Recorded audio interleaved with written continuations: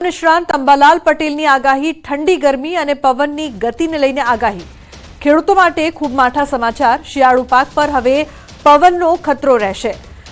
ઊંચા શિયાળુ પાક ઢળી પડવાની આશંકા છે। ઘઉં બાજરી મકાઈ જેવા પાક ઢળી પડવાની આશંકા। તો રાયડા ધાણા બાગાયતી પાક ઢળી પડવાની આશંકા।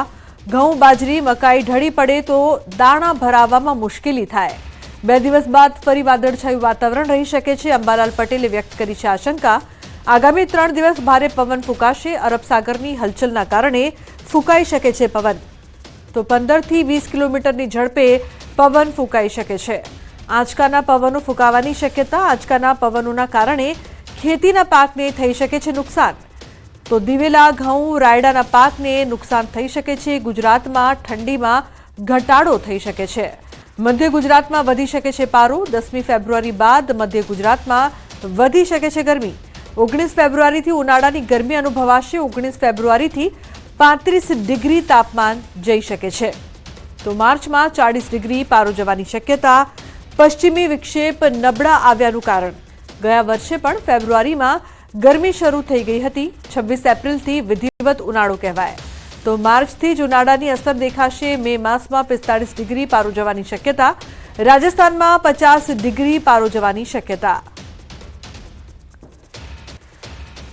पवन की गति વધુ રહી છે। તારીખ 6, 7, 8 માં પવનની ગતિ રહેશે। 2 દિવસ પવનની ગતિ વધુ રહેવાની શક્યતા રહેશે। જેમાં મધ્ય ગુજરાતના ભાગોમાં પવનની ગતિ 15 કિલોમીટર પર અવરની રહેવાની શક્યતા રહેશે। ઉત્તર ગુજરાતમાં પણ 5 થી 15 કિલોમીટર પર અવરની રહેવાની શક્યતા રહેશે। જૂનાગઢના ભાગોમાં પણ 12 થી 15 કિલોમીટર પર અવર અને દક્ષિણ ગુજરાતના ભાગમાં 16 કિલોમીટર પર અવરની રહેવાની શક્યતા રહેશે। કચ્છના ભાગમાં વધુ રહેવાની શક્યતા રહેશે।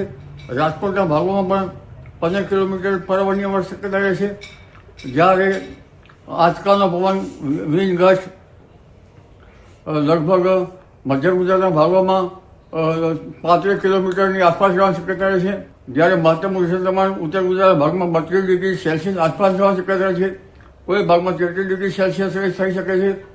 જૂનાગઢના ભાગોમાં પણ 32, 33, 34 ડિગ્રી સેલ્સિયસ આસપાસ થવાની શક્યતા રહેશે। દિવેલાના પાકમાં કંઈક અંશે તેની રજ ઘટી જવાની શક્યતા રહેશે।